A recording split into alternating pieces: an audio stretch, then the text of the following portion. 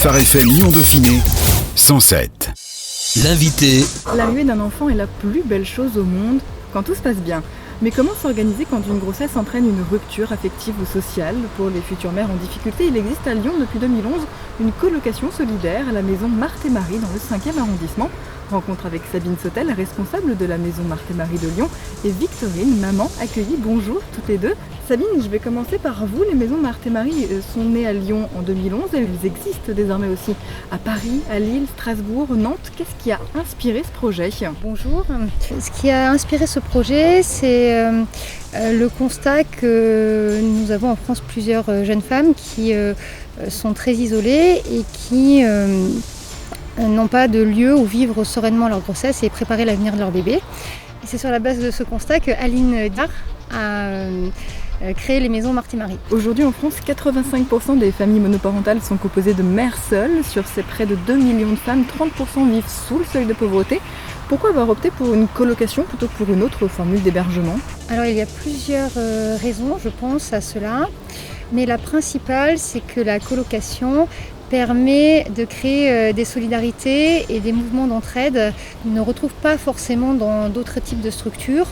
D'autre part, le modèle de Marthe et Marie qui est assez singulier puisqu'il permet d'accueillir des mamans avec des volontaires, permet des rencontres et un partage des expériences de vie qui est très enrichissant pour les unes et pour les autres. Voilà, donc on est proche, nous, beaucoup plus d'une colocation traditionnelle que d'un foyer. Victorine, vous, qu'est-ce qui vous a plu dans ce concept de colocation? Pourquoi est-ce que vous êtes venue à Marthe et Marie?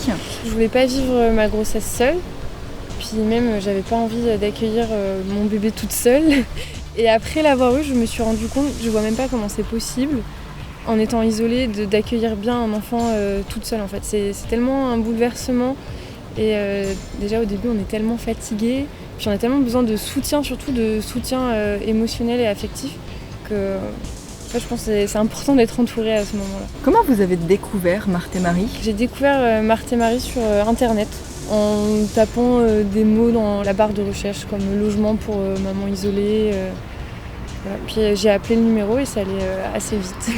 Quel est le profil aujourd'hui, peut-être Sabine, des femmes enceintes accueillies par l'association? Alors ce sont des jeunes femmes majeures, enceintes de leur premier enfant, en règle sur le territoire français. Voilà, donc ça c'est un peu les grandes lignes. Voilà, ce sont les seuls critères, nous n'avons aucun d'autre critère, nous accueillons toutes les mamans qui frappent à la porte de chez Marthe et Marie.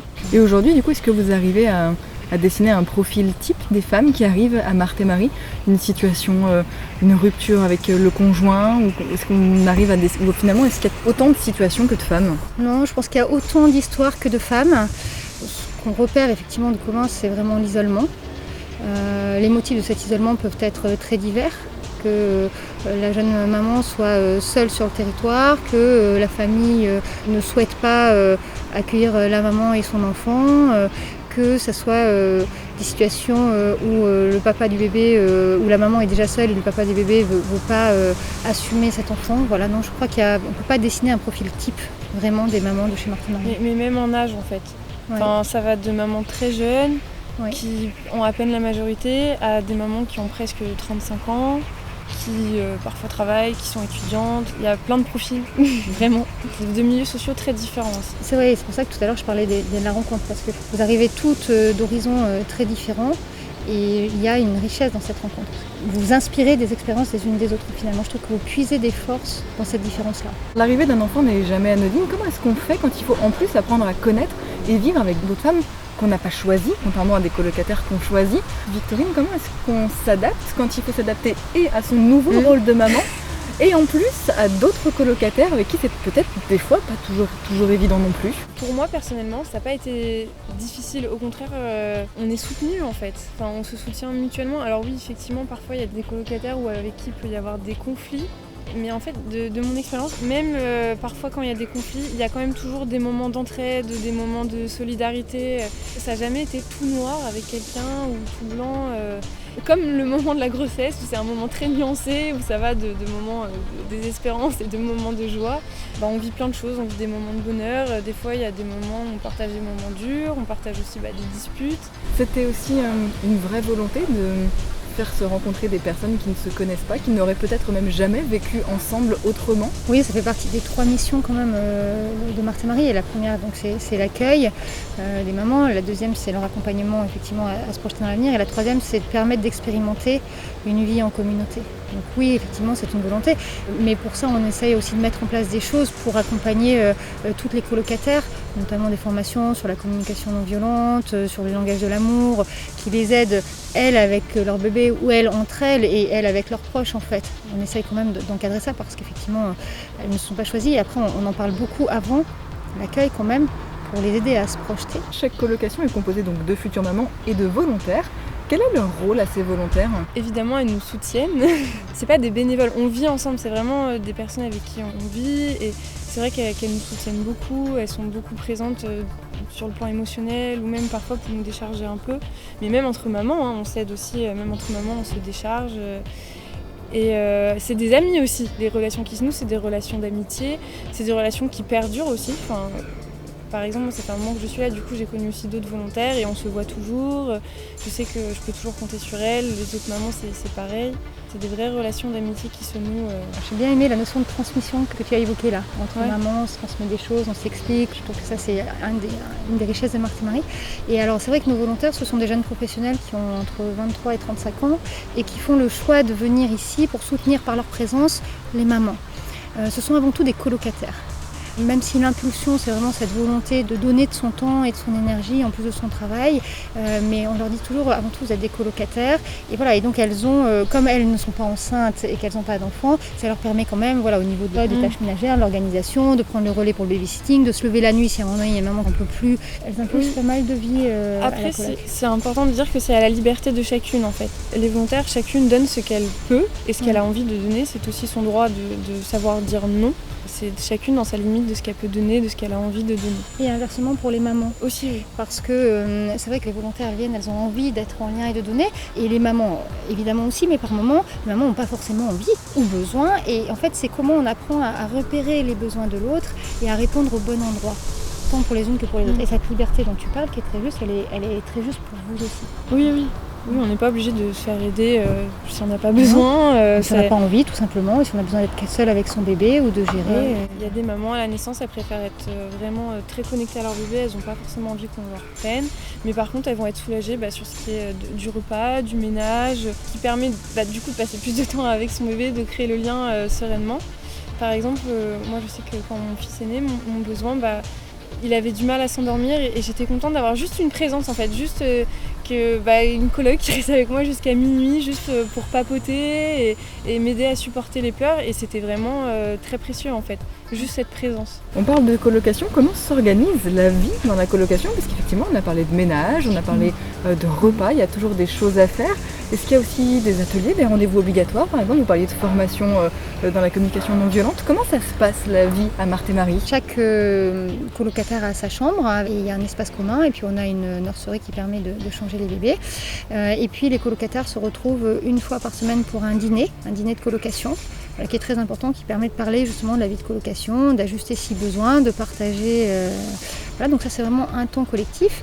Après les repas se prennent ou non en commun en fonction des activités des unes et des autres, de leur disponibilité aussi. Chaque colocataire participe à un budget commun pour acheter la nourriture ensemble. Donc on a une petite épicerie solidaire qui vient, qui permet de faire des courses à un prix modique. Donc on a cette base commune qui après est complétée par les unes et les autres en fonction de leurs besoins. Puis autour de ça, on propose tout au long de l'année des formations pour les colocataires, alors des fois plus pour les volontaires, des fois pour les mamans, des fois pour les deux, sur différentes thématiques. On en a une aussi au niveau de l'accueil du bébé à la naissance, la fin de grossesse et la naissance du bébé. Et puis après, on a des bénévoles qui viennent nous aider à la colocation en différentes occasions et qui sont quand même très précieux. Donc on a des bénévoles qui viennent faire un atelier couture et on a un bénévole qui aide aussi nos colocataires, plus particulièrement les mamans, à se projeter au niveau du logement. Chaque fois que quelqu'un rentre dans la coloc, ça bouscule toujours un peu, il y a toujours une petite réorganisation. Sinon, on partage les services de ménage. Après, c'est à la possibilité de chacune, physique, évidemment. Je sais que, par exemple, ça arrive parfois aux demandes des mamans, si c'est possible. Nous, par exemple, on avait voulu un moment avoir un atelier langue des signes. Et notre responsable avait réussi à nous trouver une dame qui nous avait fait une vidéoconférence sur la langue des signes. Il peut aussi parfois venir de la demande, si c'est possible, de trouver des ateliers, des initiatives. De toute façon, l'idée c'est vraiment de s'ajuster au plus près des envies et des besoins des mamans. Voilà, alors on nous a proposé, une maman m'a dit mais j'ai une copine qui pourrait faire un atelier portage de bébé, génial, on le met en place. Puis ce qu'on peut dire aussi, c'est que dans la colocation, il y a différentes missions. Il y en a une qui est chargée de la communication, une qui est chargée de faire la trésorerie, une qui est chargée de coordonner, qui est responsable de coloc, qui coordonne l'ensemble, il y en a une qui est responsable des bons plans, une qui est responsable de la réserve et des dons, etc. Donc chacune prend un peu sa fonction comme ça et sa place comme ça dans la colocation. Comment ça se passe, l'accueil des femmes? Quand est-ce qu'elles y rentrent et quand est-ce qu'elles sortent de cette colocation? Alors ça, c'est l'une des spécificités de la maison de Marthe et Marie, c'est qu'on accueille les femmes à tout stade de la grossesse. Alors par exemple dans les centres maternels, souvent c'est à partir du 7e mois. Nous on est parti du principe qu'à partir de 4 mois, parfois c'est difficile de cacher sa grossesse pour des mamans qui seraient très en difficulté. Voilà, donc nous on accueille à tout stade de la grossesse jusqu'au 1 an de l'enfant. Il y a une raison à cela, c'est parce que les besoins de l'enfant changent quand même à 1 an et qu'on estime qu'en termes de repères éducatifs, voilà, 1 an c'est un bon âge au-delà duquel il est plus difficile de vivre en communauté. Victorine, du coup vous êtes, j'imagine, en train bientôt de préparer votre sortie. Oui. Comment ça se passe et comment vous appréhendez peut-être aussi ce changement? Je pense que d'avoir une année après la naissance de l'enfant, alors il y a des mamans qui veulent parfois partir plus tôt, mais moi je pense que cette année m'a bien servi à pouvoir me préparer, à créer une relation avec mon fils et du coup maintenant je me sens vraiment prête à prendre mon envol et habiter chez moi. Et du coup là je déménage en septembre, j'ai un appartement et du coup dans la Drôme, dans une petite ville, et du coup je pars bientôt. Voilà. Est-ce qu'il y a une certaine appréhension à quitter ce nid douillet que vous connaissez avec des personnes qui prennent aussi soin de vous pour vous lancer un peu toute seule? En fait, je sais que le lien il sera pas coupé, c'est une nouvelle étape de la vie. Alors du coup, oui, je vais être sûrement triste de quitter mes colocs et la vie de Marthe et Marie qui est parfois très palpitante. Mais aussi, je suis contente de passer à autre chose en fait et de mener ma vie, de retrouver aussi mon intimité. Qu'est-ce que ça vous a apporté, Marthe et Marie, aujourd'hui? On vous sent confiante en vous? C'est une confiance que vous aviez déjà au moment de votre grossesse, ou est-ce que Marthe et Marie vous a aussi peut-être permis de vous affirmer sur ce terrain-là et d'apprendre à prendre confiance en vous en tant que femme, en tant que maman? Je dirais pas que j'étais du tout confiante pendant ma grossesse. J'étais un peu stressée, mais c'est surtout à la naissance de mon fils. J'ai fait un gros baby blues. Il y a eu un moment où je me dis mais qu'est-ce que j'ai fait? J'en suis pas du tout capable, c'est pas du tout ce que je voulais. C'est ça être maman, et j'ai vraiment eu beaucoup de soutien et ça m'a vraiment de tous les côtés, que ce soit les volontaires, que ce soit les mamans qui sont passées, que ce soit la responsable. On m'a proposé des choses, on m'a accompagnée et ça m'a vraiment aidé à tisser un lien serein avec mon fils et de pouvoir partir en me sentant sereine. Je pense que j'aurais été toute seule, je sais pas comment ça serait passé. Avec la fatigue, avec l'angoisse et personne pour répondre à ça, je sais pas. C'est vrai que ça c'est l'un des gros points de vigilance, hein. Aujourd'hui on le sait, et pendant la grossesse et après, c'est l'isolement des femmes enceintes et des mamans, et on sait bien que cette difficulté, cette insécurité, ça a aussi des répercussions pour l'enfant. Et du coup vous me posiez la question d'1 an, mais c'est effectivement pour ça, c'est parce que 1 an c'est quand même, ça laisse vraiment le temps en fonction de là où en est la maman, qu'elle se sente vraiment prête à partir, qu'on lui trouve aussi un logement, parce que la réalité du logement à Lyon c'est que c'est long, et que du coup ces conditions de départ soient les meilleures possibles. Donc toi tu as aussi ta formation qui s'est mise en place, oui, aussi, oui. Voilà, et du coup on a le temps de construire tout ça. Mais on a des mamans qui partent après 3 mois parce que la collectivité leur convient plus, et qu'une fois qu'elles sont avec le bébé, qu'elles se sentent prêtes, elles partent. Chacune est libre de partir en fonction de ses besoins. Je crois que quand même chez Marthe et Marie, s'il y a bien une chose qu'on peut dire, c'est qu'on essaye de faire vraiment, comme il y a 4 mamans, on essaye de faire vraiment au plus proche de chacune, des envies et de la temporalité de chacune et du bébé. Là, je vois pour mon déménagement, on en parle avec Sabine, et Sabine, elle regarde des choses, elle me propose plein de choses pour m'aider, pour que je puisse me meubler, pour m'aider pour le mode de garde. Elle m'accompagne vraiment pour que je sorte sereinement et que quand je sois toute seule, en fait, j'ai toutes les bases pour que ça se passe bien. Quelle est la place du père ou de la famille s'ils sont encore présents, s'ils veulent peut-être éventuellement avoir une place? Alors nous on est très favorables à ce que le père ou la famille puissent prendre la place s'ils le souhaitent. Les papas sont les bienvenus dans les colocations de Marthe et Marie, enfin selon un certain nombre de règles à respecter, puisque c'est une vie quand même communautaire. On essaye d'accompagner ça et quand c'est possible de permettre au papa de reprendre sa place. C'est pas la majorité des cas malheureusement, mais ça arrive, et on a eu une très belle histoire il n'y a pas très longtemps. D'une maman où le papa a repris toute sa place. Aujourd'hui ils ont 2 enfants et c'est super chouette, et c'est des belles histoires, il faut se le dire. Que deviennent les mamans après leur sortie? Quel lien garde-t-elle avec Marthe et Marie? Les mamans entre elles, on l'a un petit peu évoqué. Est-ce que vous avez des nouvelles des bébés qui sont nés à Marthe et Marie? Comment ça se passe l'après Marthe et Marie? L'idée, c'est quand même qu'on essaye de garder le plus de liens possible, toujours, encore une fois, toujours avec celles qui le souhaitent. La maison de Marthe et Marie, c'est aussi les amis de Marthe et Marie et on le voit en fait, dès qu'on organise quelque chose, il y a beaucoup d'anciennes qui reviennent avec leurs bébés, c'est toujours une joie de les revoir. Après, vous dire ce que devient chacune individuellement, c'est un peu propre à chaque maman, mais globalement, en tout cas, elles reprennent bien pied, elles se forment, elles retravaillent et que la vie continue. En fait, nous, on est là à un moment donné comme, pas des béquilles, mais comme des amis, enfin comme tout un chacun dans la vie, il y a des moments où on a un peu des trous et on est content de trouver une main qui se tend, d'attraper cette main et d'avancer. Marthe et Marie, c'est un peu ça, et quand on a eu du plaisir, ou en tout cas qu'on s'est senti en sécurité et aimé par cette main qui se tend, eh bien, je pense qu'on revient la prendre avec plaisir.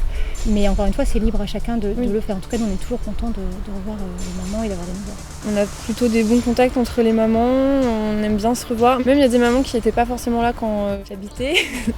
Et on se connaît quand même parce qu'on s'est rencontrés à des événements. On s'entraide même parfois. Il y a beaucoup de mamans qui reviennent quand même, que ce soit pour la culture, pour prendre un café, un thé, des volontaires. Par exemple, je sais qu'il y a une ancienne maman, elle va me passer des trucs pour mon bébé. Et aussi, il y a une ancienne maman, qui vient souvent. Sa fille, à un moment, elle a besoin d'une petite heure pour la garder. Et il y a une volontaire qui est d'accord. Et sa fille reste 1 heure à la coloc pour la dépanner. Enfin, le lien, en fait, à Marthe et Marie, le lien, si on a envie qu'il reste, que ce soit du côté des mamans, des volontaires, il reste. En fait, il y a un côté un peu comme une communauté. Le lien est très important pour nous en fait. Le lien de la maman avec son bébé, le lien des colocataires entre elles, le lien après ou avec les gens qui nous aident. Il y a quelque chose auquel on tient beaucoup en fait. On est ici dans les jardins de l'Archevêché, vous l'entendez peut-être autour de nous. Un petit peu, quel est le lien entre la maison de Marthe et Marie et la foi? Marthe et Marie sont quand même 2 personnages de la Bible. Est-ce que c'est quelque chose qui est présent ou pas du tout? Est-ce que c'est un choix? On a la chance d'être accueillis dans l'Archevêché et d'ailleurs on ne peut que remercier quand même l'Archevêché pour cela, parce que c'est un site magnifique, donc on a notre appartement là. Oui, il y a un lien entre Marthe et Marie et la foi. Je précise quand même ici qu'on est une association laïque, avant toute chose, et ça c'est important, qu'on est d'inspiration chrétienne effectivement, puisque les fondateurs de Marthe et Marie étaient chrétiens et que ce sont des valeurs que l'on veut porter. Alors après, ce que je peux vous en dire, c'est qu'au niveau des colocataires, vous allez échanger de la foi comme on échangerait d'autres sujets. Chacune peut partager sur ses convictions, etc. Et du coup, là, on est vraiment dans une démarche d'échange laïque qui vous est propre à chacune. Pour les volontaires, on a quand même un projet spirituel derrière, c'est-à-dire qu'elles vont à un temps de prière qu'on appelle les laudes tous les matins, elles ont un temps d'adoration en semaine et on a un accompagnement spirituel qui se fait par un aumônier. Il y a quand même cette aide, ce soutien spirituel. Et puis quand même notre nom, Marthe et Marie, c'est effectivement l'un des fondements parce qu'on tient chez Marthe et Marie à servir comme Marthe et à être attentif et à l'écoute comme Marie. Qu'est-ce que vous aimeriez dire les unes les autres aux mamans et aux familles de manière générale qui nous écoutent? Que j'aurais envie de dire effectivement aux mamans qui en auraient besoin, c'est venez pousser la porte de Marthe et Marie, n'ayez pas peur, on est là et on a envie d'être là pour vous. Et puis aux familles et à tous ceux qui ne nous connaissent pas encore et qui auraient envie de nous découvrir, venez nous rencontrer à nos portes ouvertes. Alors je n'ai pas encore la date, mais elle sera certainement diffusée sur Facebook. Et puis n'hésitez pas à nous contacter, on est toujours heureux de parler de ce qu'on fait, de vous accueillir, et puis voilà, et si vous avez envie de vous aider à vous investir ou de nouer des partenariats, on a plein de choses à proposer chez Marthe et Marie pour ceux qui le souhaiteraient. Mais merci en tout cas à tous ceux qui nous connaissent et qui nous aident déjà, parce que sans eux, ça ne serait pas possible. Merci beaucoup en tout cas à toutes les deux. Sabine Sautel, on rappelle donc que vous êtes la responsable de la maison Marthe et Marie de Lyon. Phare FM Lyon Dauphiné 107.